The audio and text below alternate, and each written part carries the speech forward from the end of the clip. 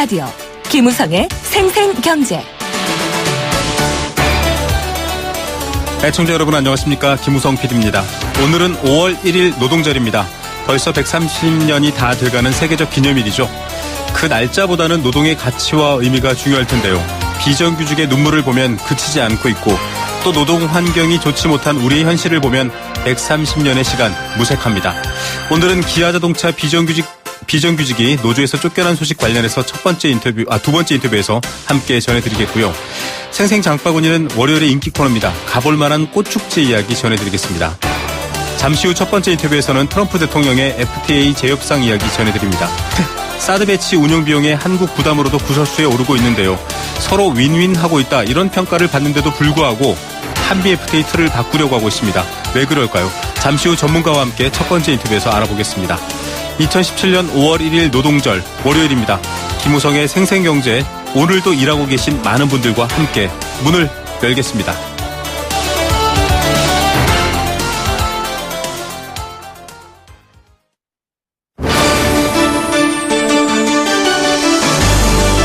YTN 라디오 김우성의 생생경제.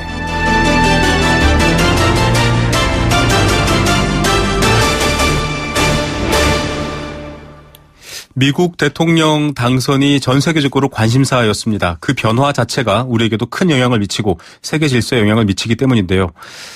당선자가 아니라 이제 대통령이죠. 도널드 트럼프 미국 대통령, 이 자국이 체결한 모든 자유무역협정 FTA를 전면 재검토하는 행정명령에 서명을 했습니다. 이로써 한미 FTA 재협상 또는 폐기 가능성도 점쳐지고 있습니다.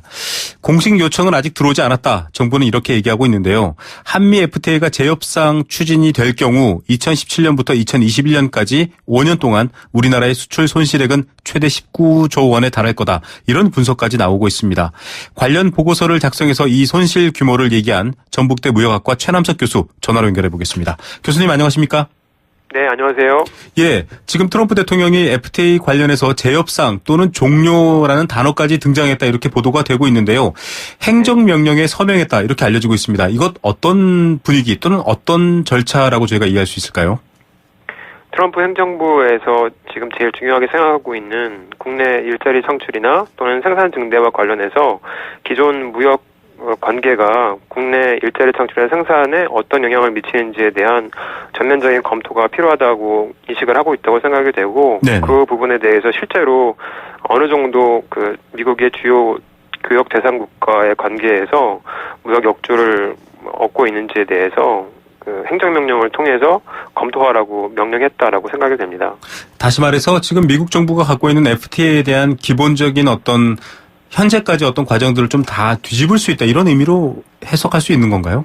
네, 그렇게 생각을 합니다. 그 중에 이제 주로 미국의 입장에서는 한국이 미국의 주요 교역 대상국 중에 하나고, 뭐 중국, 캐나다, 멕시코, 일본, 영국, 독일 포함하면은 한국까지 해서 주로 7개, 7위, 8위 정도의 수입 대상국이 되는데, 네. 한국 조금 전에 언급한 8개 국가 중에서 한국에 대해서만 그런 한국과만 양자 간 무역 협정을 체결한 현재 그 상태이기 때문에 한미 FTA도 이 행정명령의 주요한 대상이 될 수 있다고 생각을 합니다. 네. 이런 어떤 미국의 대응 수준 내지는 FTA에 대한 다시 움직임에 대한 어떤 수준에 따라서 우리의 대응도 달라져야 될 텐데요. 지금 정부는 공식 요청 받은 바 없다. 이렇게만 밝혔습니다. 실제 현재까지의 FTA가 다 폐기될 수 있느냐. 이런 우려도 나오고 있는데 어떻게 보십니까? 가능성? 저는 폐기 가능성은 상대적으로 크지 않다라고 생각이 됩니다. 네. 서두에 말씀드린 것처럼 무역 역조를 만회하고 또 트럼프 행정부 안에서 상대적으로 눈에 과시적으로 보여줄 수 있는 어떤 그 성과를 도출해야 되는 그런 시점이기 때문에 FTA에 대한 폐기라기보다도 지난 미국이 체결한 15개 FTA에 대해서 실제적으로 검토해서 그중에서 역조를 해결할 수 있는 방안을 검토하는 그런 단계라 생각이 듭니다. 네.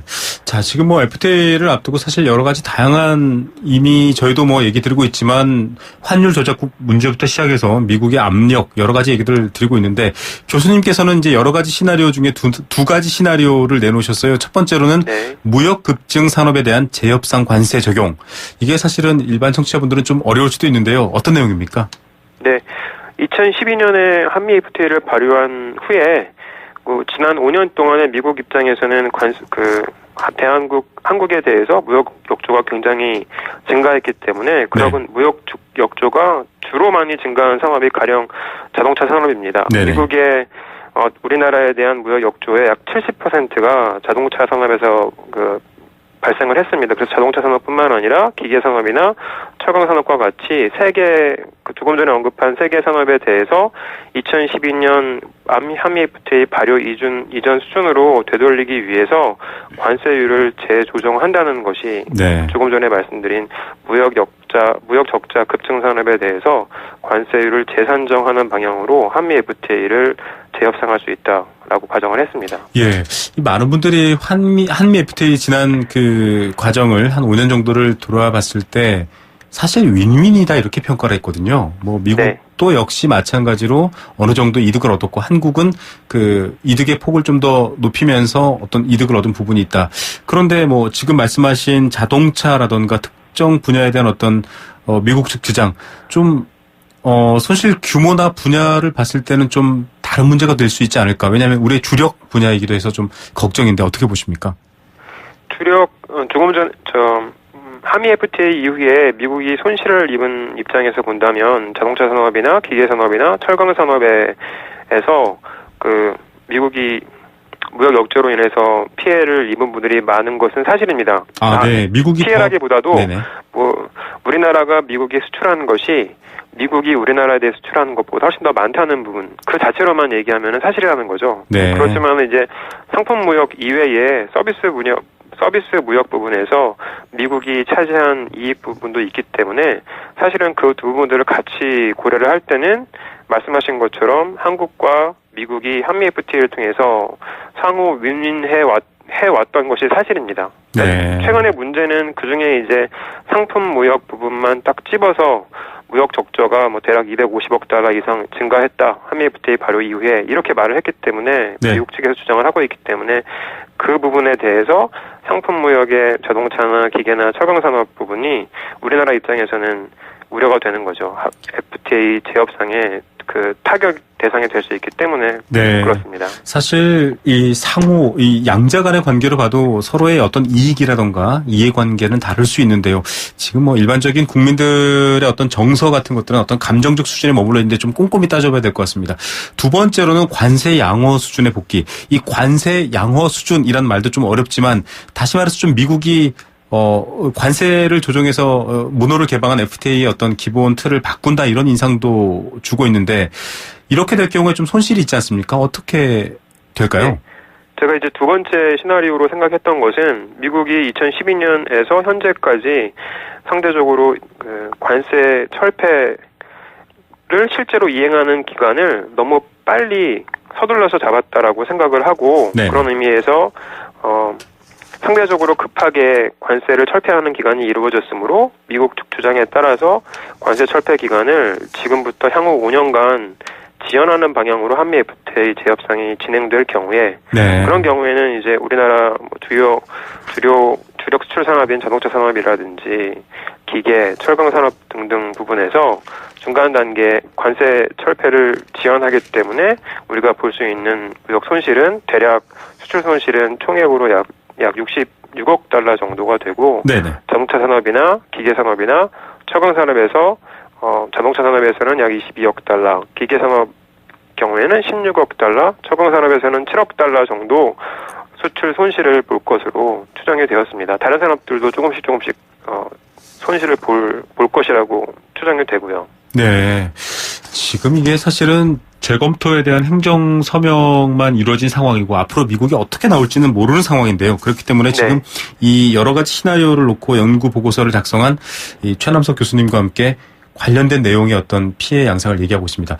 이 지금 얘기하신 경우만 해도 좀 상당한 우리 정부 또 우리나라 기업들의 어떤 피해가 예상되네. 이런 경우엔 사실 대안을 세울 수 있나요? 어떤 대안이 가능한가요? 네, 우리나라가 한미 FTA를 발효한 이후에 미국 현지에 직접 투자를 통해서 현지에 공장을 세우고 생산을 늘리고 미국 현지인들을 일자리를 창출한 부분들이 있습니다. 네네. 그런 부분에 있어서 분명히 미국 행정부의 주장과 기대하는 것과 같이 미국의 네. 생산 증대라든지 일자리 창출에 기여한 부분이 있으므로 그런 부분에 대한 긍정적 영향들을 실증적 자료를 통해서 협상 대로로 마련하는 것이 또 필요하다고 생각이 되고요. 네. 다른 한편으로는 그런 관세 정책에 대한 재조정 이외에 한미 FTA를 통해서 비관세 장벽 측면에서 네. 미국이 기술 기준이라든지 환경 기준, 통관 절차 등에 있어서 비관세 무역 장벽을 높일 가능성이 있는지 사전에 점검해보고 또 다른 한편으로는 불공정 무역 사례가 실제로 그런 불공정 무역 사례의 대상이 될 수 있는 부분들이 우리 측에서 봤을 때 있는지 사전에 점검해서 대비할 필요가 있다는 생각이 듭니다. 네, 이 정상 외교가 절실할 때 지금 우리는 아직 정상을 뽑고 있는 과정입니다.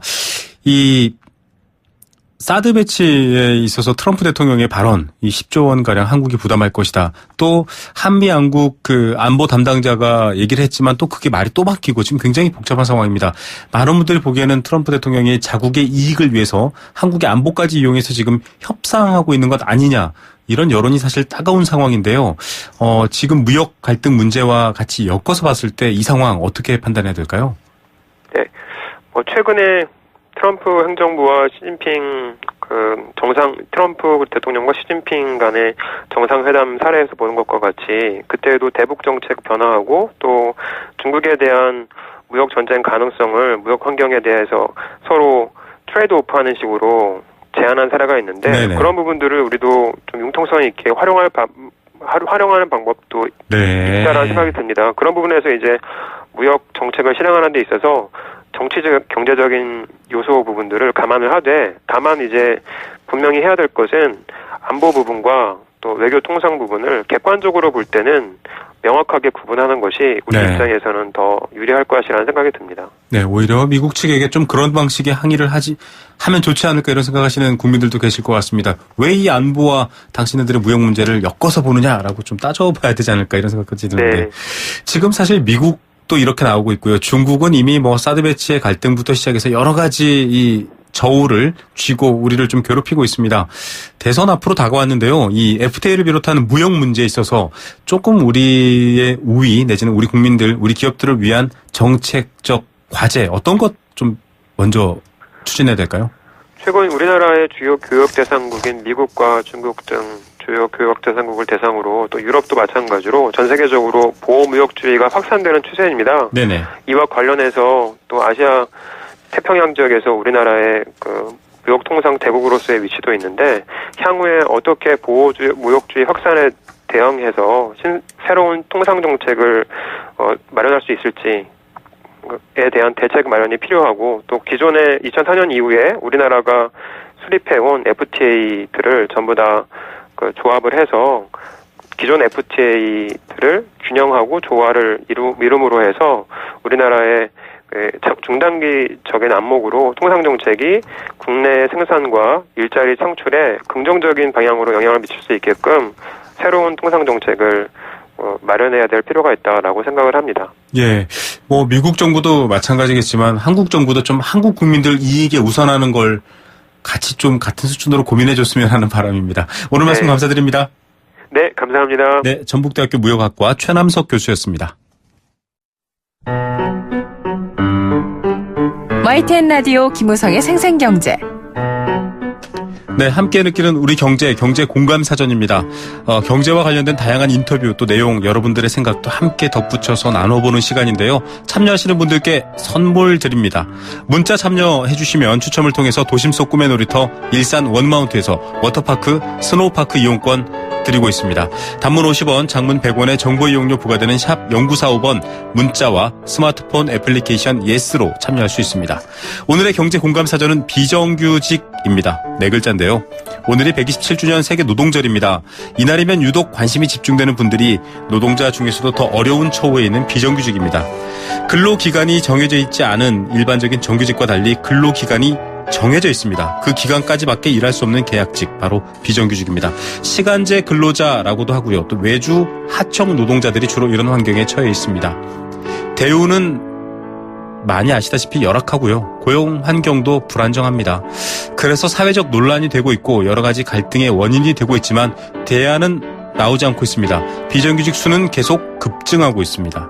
대선 후보들 역시 노동시장의 비정규직과 정규직의 임금 차별 또 여러 가지 문제를 해결하겠다 대책은 내놨습니다. 하지만 실효성이 과연 있을까라는 의문도 있죠.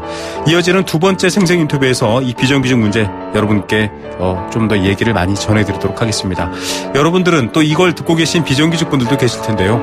비정규직 문제 어떻게 생각하십니까? 여러분들의 생각도 함께 나누겠습니다.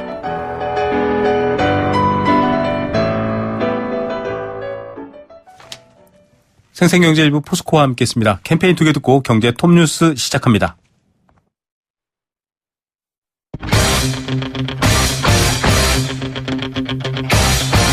지금 가장 뜨거운 경제 소식. 경제 톱 뉴스. 네, 3시 27분 35초 지금 지났습니다. 이 시각 주요 경제 뉴스 전해드리겠습니다. 앞서 한미 FTA의 어려움까지 얘기했고요. 한중 관계도 어렵습니다. 이런 가운데 수출은 계속 호조를 보이고 있습니다. 수출만큼 또 노동자들 처우도 좋아졌으면 좋겠다 이런 생각도 듭니다. 개개인을 들여다봤더니 20대와 50대의 체감 경제 고통은 더 심해졌다 이런 소식이 들어와 있습니다. 이 시각 경제 톱뉴스 1212 권소연 기자 연결합니다. 안녕하십니까? 네, 안녕하세요. 네, 수출 성적은 계속 좀 좋은 편이네요. 네, 매달 1일이면 전달 수출 시작이 나오는데요. 4월 통관 기준 수출액을 보니까 510억 달러로 작년 같은 기간보다 24.2% 증가했습니다. 지난 2014년 10월에 516억 달러를 기록한 이후 역대 두 번째로 많은 규모인데요. 네. 지난해 11월부터 벌써 6개월째 증가세를 이어간 건데 6개월 연속 증가한 것도 5년 4개월 만입니다. 이 하루 평균 수출액을 봐도 22억 7천만 달러로 전년 동기 대비 24.2% 늘어서 2014년 6월 이후 최대를 기록했습니다. 13개 주력 품목 중에서 9개 품목 수출이 늘었는데요. 역시 반도체가 호황이긴 한가 봅니다. 반도체 수출이 71억 4천만 달러로 역대 2위를 기록했습니다. 그리고 일반 기계 수출도 보니까 중국으로의 기계 장비 수출이 늘고 또 아랍에미리트 원전 기자재 수출까지 더해져서 42억 9천만 달러를 기록했습니다. 이거는 역대 네 번째로 많은 규모입니다. 네. 특히 이 한동안 부진했던 선박 수출이 지난달에 71억 3천만 달러를 기록해서 사상 최대를 보였는데요. 이 부가가치가 높은 해양 플랜트 2척을 포함해서 총 24척을 수출한 덕입니다. 수입액을 보니까 378억 달러였는데 지난해 같은 기간보다 16.6% 늘어난 거거든요. 수출에서 수입을 뺀 무역 수지는 133억 달러 흑자를 보여서 63개월 연속 흑자 행진을 이어갔습니다. 네, 지금 중국과의 관계 또 한미 FTA 파기 얘기까지 복잡한데 수출은 이렇게 성적이 좋은 이유 뭔가요? 일단 나라별로 보면 중동을 제외한 주요 지역 수출이 모두 늘었는데요. 특히 유럽연합 수출은 64억 3천만 달러로 사상 최대를 기록했습니다. 가장 큰 우려는 바로 중국이었잖아요. 이 한국 수출에서 가장 큰 비중을 차지하는 곳인데 한반도 사드 배치 보복 때문에 걱정이 많았습니다. 그런데 의외로 이 중국에 대한 수출이 지난달에 10.2% 증가했거든요. 이 4개월 연속 두 자릿수 증가율을 보인 겁니다.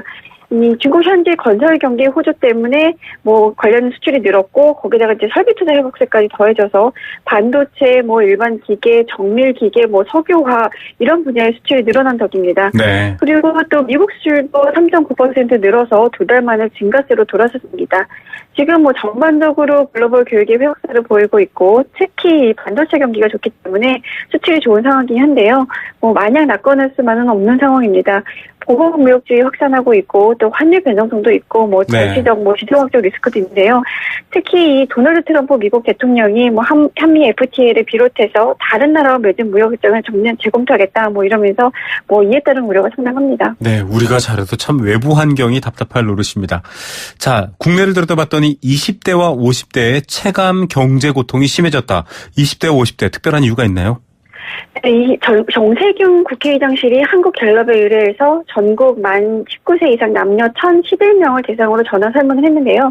올해 1분기 체감 경제고통 지수가 22.2포인트로 나타났습니다. 지난해 4분기 23.7포인트 비해서 낮아진 건데요. 네. 이 정의장실은 체감 실업률에다가 체감 물가 상승률을 더하고 여기에서 체감 경제 성장률을 뺀 값을 체감 경제 고통 지수로 정의를 했는데요. 어쨌든 이 고통 지수가 낮아졌다는 거는 개선이 됐다는 거죠. 네. 그런데 이제 연령대별로 보면 좀 엇갈립니다. 60대 이상과 40대, 30대에서는 모두 하락했는데요. 19세부터 29세까지는 3.9포인트, 50대는 2.6포인트 각각 상승했습니다. 네. 작년 4분기에는 60대 이상의 경제고통지수가 가장 높았는데 올해 1분기에는 19세에서 29세 청년층의 고통지수가 전 연령대를 통틀어 가장 높았거든요.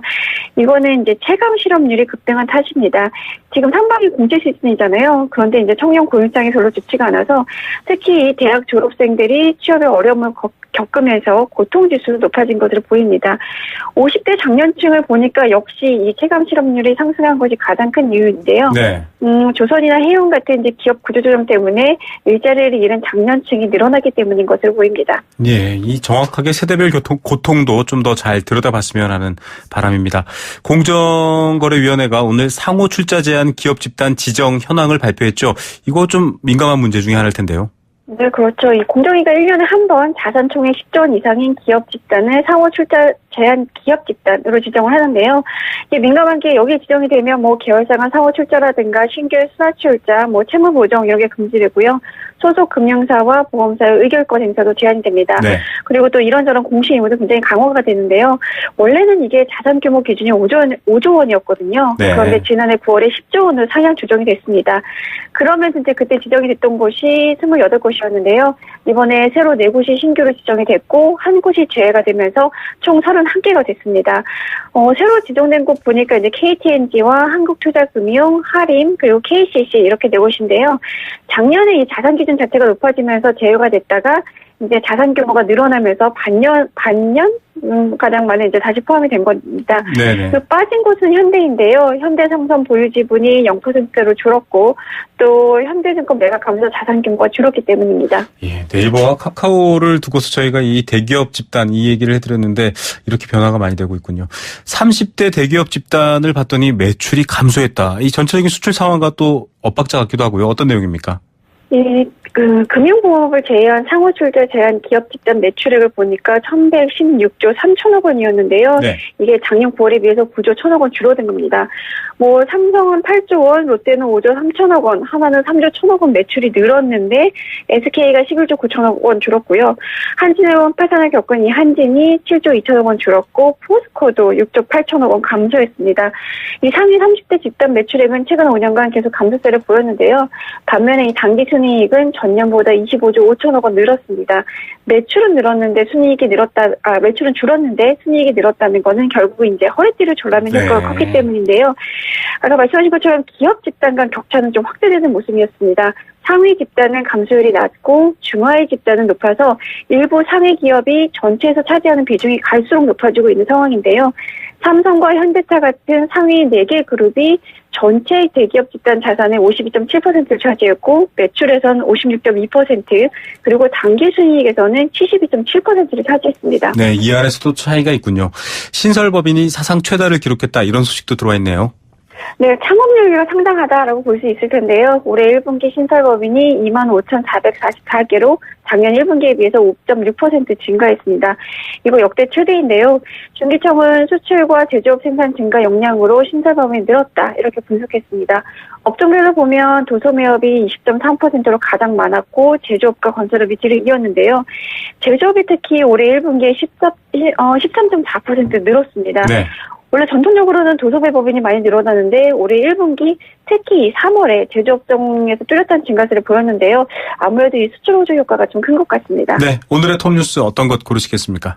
아무래도 수출 역대 2위를 들 수 있을 텐데요. 2015년과 2016년 연간 단위를 보면 2년 연속 수출이 마이너스를 보였거든요. 이 2년 연속 마이너스를 보인 게 58년 만의 일이었습니다. 네. 그런데 이제 올 들어서 수출이 회복되고 있고 또 그 정도도 이제 강해져서 상당히 고무적이긴 한데요.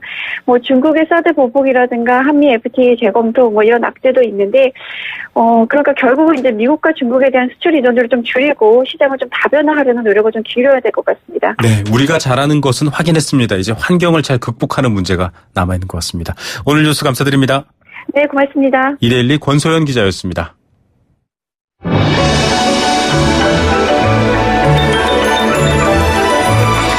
오늘의 경제를 들여다보는 시원한 창. YTN 라디오 김우성의 생생경제 생생 인터뷰. 네, 두 번째 생생 인터뷰 준비해드리겠습니다. 오늘 노동절이죠. 작년 기준으로 우리나라에 일하는 사람 셋 중에 하나는 비정규직입니다. 셋 중에 하나입니다.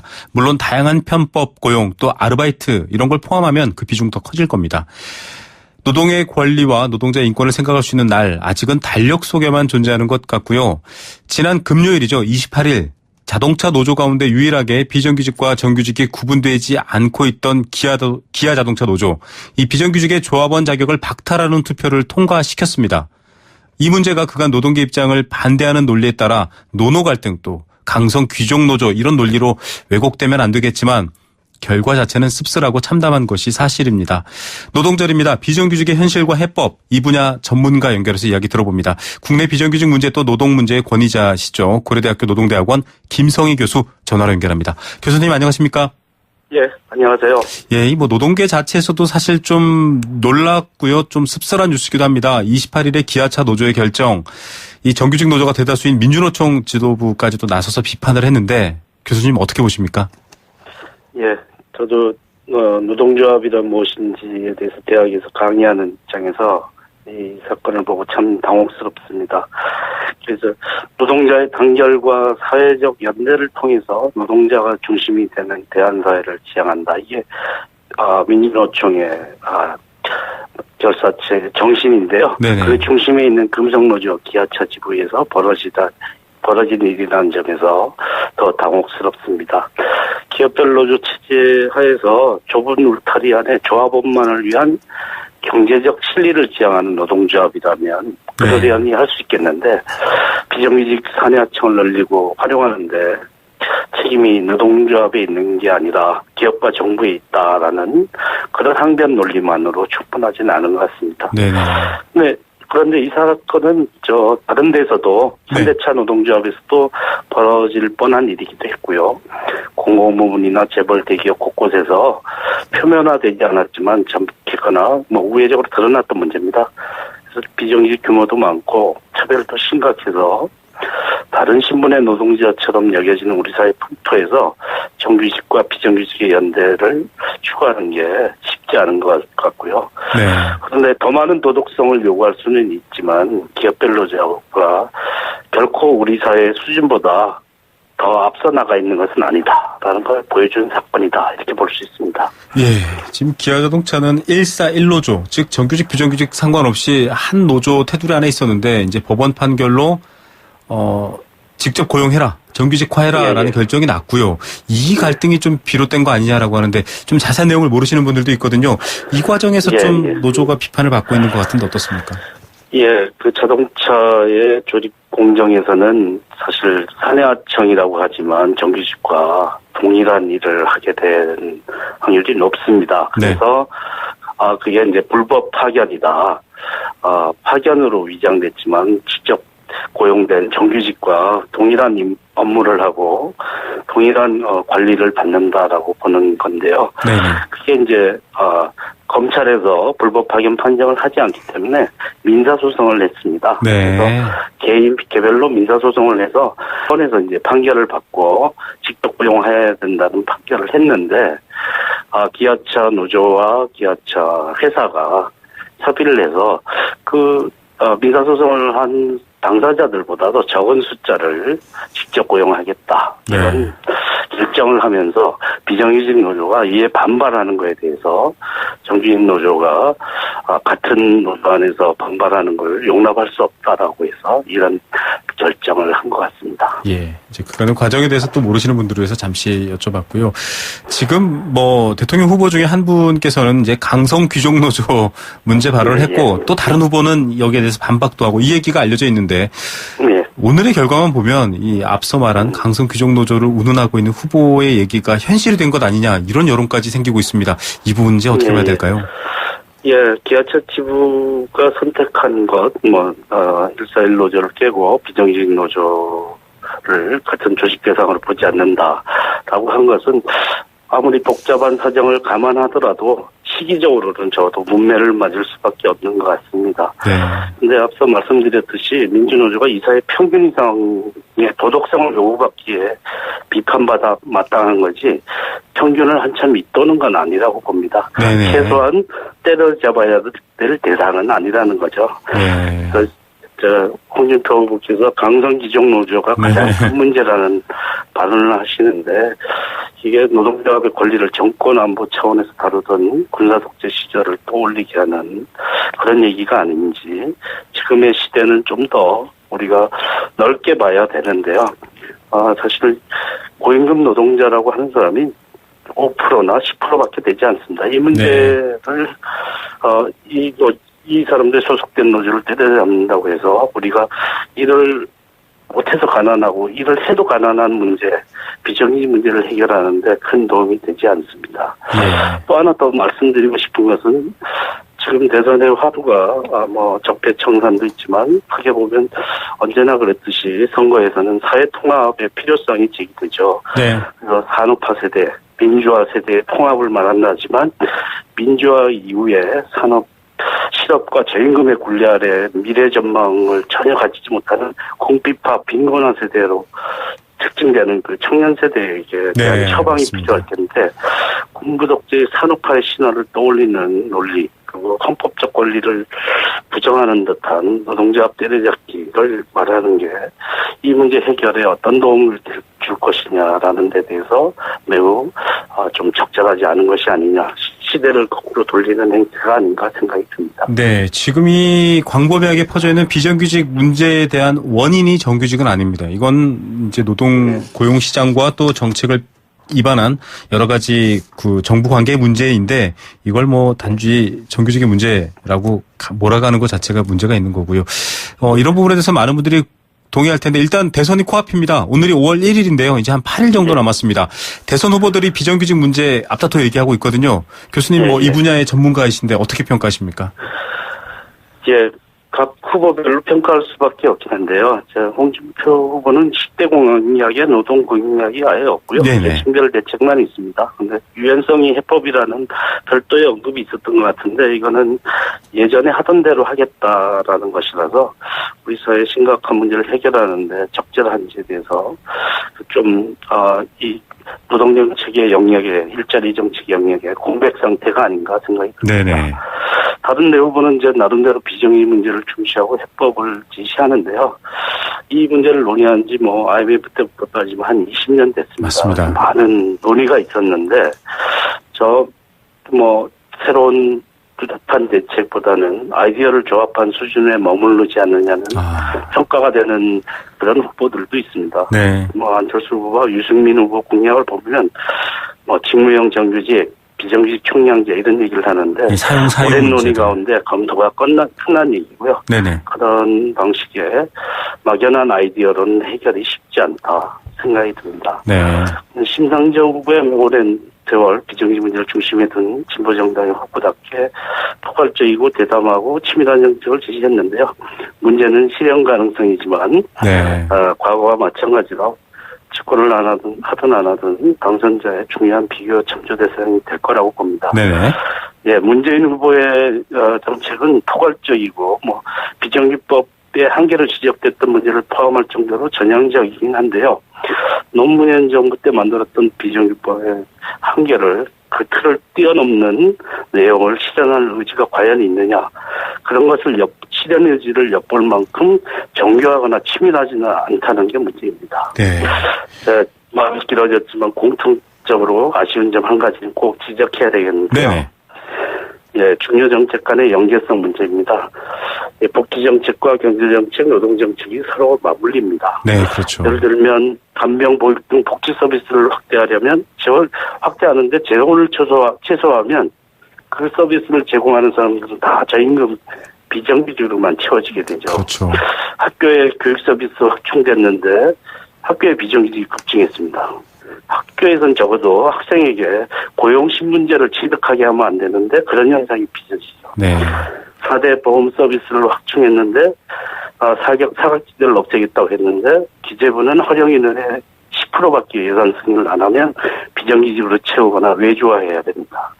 그래서 이렇게 국민복지를 늘리면서 고용의 질을 낮추는 것을 해결하려면 비주류 정책과 노동의 관점이 오히려 이런 복지 정책과 경제 정책의 검증 대상이 돼야 된다라고 보는데 이런 정책의 연계성에 대해서는 별로 주의를 기울이지 않고 있습니다. 그래서 한 좋은 말은 많이 하는데 네네. 한 입으로 두 말하는 모순적인 정책이 될 가능성이 있는데 이런 한계를 해결할 방도가 안 보인다는 점에서 이전보다 나아질 것이라는 걸 장담할 수 없다라는 게 좀 아쉽게 느껴집니다. 예, 많은 분들이 간구하고 계시겠지만 비정규직을 막겠다고 한 법이 비정규직을 양산했다라는 현실을 어떤 후보도 지적하고 있지 않다. 지금 비정규직인 청취자분들은 다 공감하실 것 같습니다.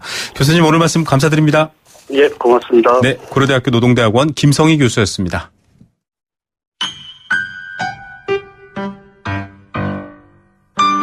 행복한 살림살이 생생 장바구니.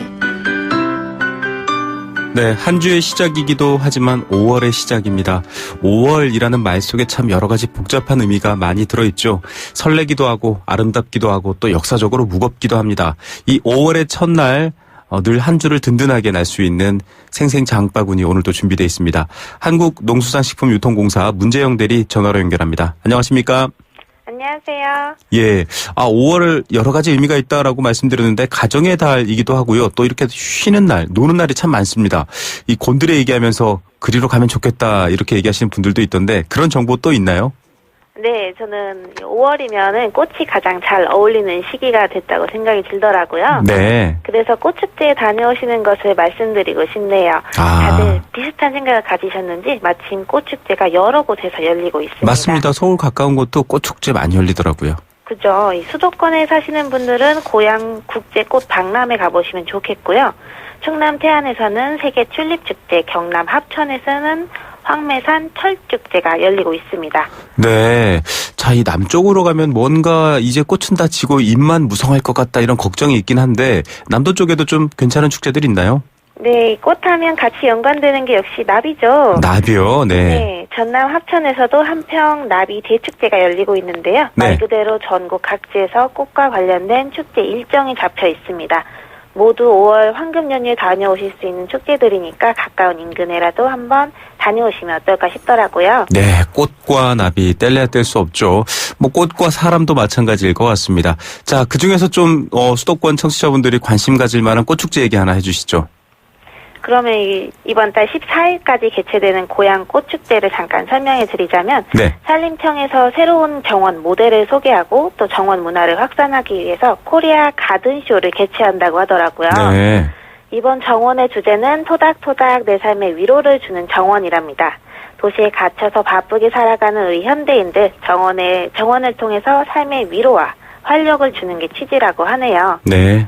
네, 그리고 황금 연휴는 약간 비껴갔지만 다음 주 금요일인 12일에는 일산 호수공원 야외 무대에서 음악 공연도 열린다고 하니까요. 꽃에 둘러싸인 아름다운 정원과 또 귀를 즐겁게 하는 음악을 함께 감상하시면 좋겠습니다. 네, 자 서울 근교 수도권 계시는 분들은 이 고양시에 오시면 사실 제가 살고 있는 도시기도 한데요. 이 꽃축제, 예, 도시에 꽃이 많습니다. 이렇게 지나가다 보면 화단 뭐 여러 군데에 꽃이 굉장히 많아서 꽃 계절엔 참 좋습니다. 자, 이 가족들과 함께 즐거운 꽃 나들이 보내시길 바라겠고요. 곤드레 나물 지난번에 뭐 참가비까지 준다라고 해서 뭐 이 요리 경연대회 관심 가지는 분들도 많으셨는데 네. 나물 요리가 이제 제철입니다. 봄나물 드실 때인데 잘 안 씻으면 이거 참 뭐 여러 가지 안 좋은 물질도 있다 이런 얘기가 있어가지고요. 세척법도 좀 알려주시죠. 네, 맞습니다. 더 효과적으로 나물이나 쌈채소를 씻는 방법이 있다고 농촌진흥청에서 새로운 올바른 세척 방법을 알려주셨더라고요. 네. 그건 바로 흐르는 물에 씻는 게 아니라 바가지 같은 곳에다가 물을 받아서 씻는 거랍니다. 아, 보통은 과일도 그렇고요. 흐르는 물에 세척해서라는 말이 마치 관용꽃처럼 돼 있는데 바가지 같은 건데 물을 받아서 씻어야 된다 이렇게 하는 거군요. 네, 그렇더라고요. 저도 그렇게 채소를 씻어왔는데요. 이번에 농진청에서 직접 비교 실험을 해봤대요. 네. 상추나 쑥갓을 1회 세척할 때 흐르는 물에서 세척하는 경우에는 수돗물을 18리터 사용했고요. 네네. 시간도 3분이 걸렸다고 합니다. 네. 물을 받아서 세척하면 수돗물은 4리터만 사용하고 세척하는데도 1분밖에 걸리지 않았어요. 네. 이처럼 흐르는 물에 씻기보다는 물을 받아서 세척하는 방법이 물 사용량도 줄이고 시간도 훨씬 절약된다고 해요. 아, 물을 받아서 씻는 게 훨씬 잘 씻기고 물도 절약할 수 있다. 일석이조네요, 정말. 네, 자, 그렇죠. 이 또 씻을 때 뭐 소금물을 넣어라, 뭐 소주를 조금 태워라. 여러 가지 이 얘기하시는 분들이 있는데 이게 더 잘 씻기는 거 맞나요? 이것도 잔류 농약 제거율을 비교해 보았더니 수돗물에서 씻는 방법과 별반 차이가 없더라고요. 네. 그래서 농진청에서는 채소를 씻을 때 수돗물을 받아 다른 첨가물은 넣지 말고 3회 정도 씻는 방법이 가장 효과적이라고 제시했습니다. 네. 이렇게 하면 물도 절약해서 환경도 아끼고요. 잔류 농약도 더 효과적으로 제거할 수 있으니까 오늘부터 실천해 보시면 좋겠습니다. 자, 오늘부터 실천하지 말고 지금 당장 실천하고 싶은데요. 일단, 네. 자, 이 물을 흐르는 물 의미 없고요. 또 여러 가지 뭘 첨가해라, 식초 넣어라. 이것도 의미 없습니다. 그냥 물을 받아서 절약하면서 수돗물에 3번 정도 씻는 게 가장 깨끗하다. 여러분 잘 네. 기억하시고 거기에다 뭘 한번 씻어 먹어볼까요? 네, 제가 저번 주에 그 전국 시장 동향을 파악하기 위해서 일주일 동안 출장을 다녀왔는데요. 네. 요즘 시장에 그렇게 많이 보이는 게 두릅이더라고요. 두릅, 네. 네, 모양이 꼭 아스파라거스와 비슷한 듯 아닌 듯하게 뭔가 한국의 아스파라거스처럼 생긴 채소예요. 나뭇가지 같기도 해요, 언뜻 보면. 그렇죠. 네. 봄철에 난 순을 따가지고 가볍게 데쳐서 먹는데 초장에 찍어 먹기만 해도 상당히 맛있습니다. 네, 향도 좋고요. 이 두릅 좋아하시는 분 많은데 좀 비싸다라는 얘기도 있는데 지금 시세 어떻습니까? 전국적인 시세가 제가 보니까 100g당 2,500원 정도 해요. 네. 두릅은 숱한 봄나물 가운데서도 사포닌 성분이 들어있어서 봄나물의 제왕이라고 불릴 정도라니까요. 네. 시장에 가셔서 꼭 한번 구입해 보시길 바랍니다. 이 사포닌 성분 인삼의 주 약효 성분인 거 알고 계시나요? 그렇죠. 네, 혈액도 맑게 해주고 면역력도 강화해 준다는데 두릅은 나오는 시기가 매우 짧아서 이때가 아니면 먹기가 참 힘들어요. 제철일 때 꼭 한번 드셔보시길 바랍니다. 네, 두릅 제철입니다. 사포닌 성분 많다고 하니까 좀 지치신 분들 드시면 좋을 것 같고요. 자, 이번 주에 또 가족들하고 시간 많이 보낼 겁니다. 휴일도 많은데 어떤 것들 먹으면 좋을까요? 네, 그럼 이번 주도 가격 동향 간단히 말씀드리겠습니다. 여행들 많이 가실 것 같은데 토마토와 감자 가격이 내려가니까요. 네. 간식으로 구입하셔서 싸가시면 좋겠어요. 토마토는 재배 면적이 증가하고 작황이 호전돼서 4월 생산량이 전년보다 5% 증가했고요. 반응량이 늘어나면서 가격 내려가겠습니다. 또 감자는 봄감자 출하가 본격화되면서 공급 물량은 증가했지만 연휴로 인해서 급식 수요가 좀 줄어들었대요. 그래서 가격이 떨어지겠고요. 네, 토마토 감자니까 저는 조합이 샌드위치 생각나는데 나들이 할 때 이 저렴할 때 집에서 구매해서 만들어서 한번 나가서 드셔보시면 좋을 것 같습니다. 네, 좀 그렇군요. 오르니까 좀 살펴봐야 된다라는 품목은 어떤 거죠? 오르는 것들은 이제 방울토마토와 닭고기가 좀 오를 것 같아요. 방울토마토는 연휴를 맞아서 간식용 수요가 증가해서 그렇고요. 또 닭고기는 수요가 꾸준히 있지만 사육하는 닭의 마리수가 전년보다 10% 정도 줄어들었어요. 공급 물량이 감소해서 가격이 오름세를 보이겠습니다. 네, 가격 오름세 보이는 건 또 잠시 숨 고르게 했다가 또 드시면 좋을 것 같습니다. 5월 첫날입니다. 여러 가지 의미가 많은데요. 그 의미가 많은 만큼 또 다채롭고 화사한 꽃놀이 또 맛있는 음식들 즐기시길 바랍니다. 오늘 말씀 감사드립니다. 감사합니다. 한국농수산식품유통공사 문재영 대리였습니다.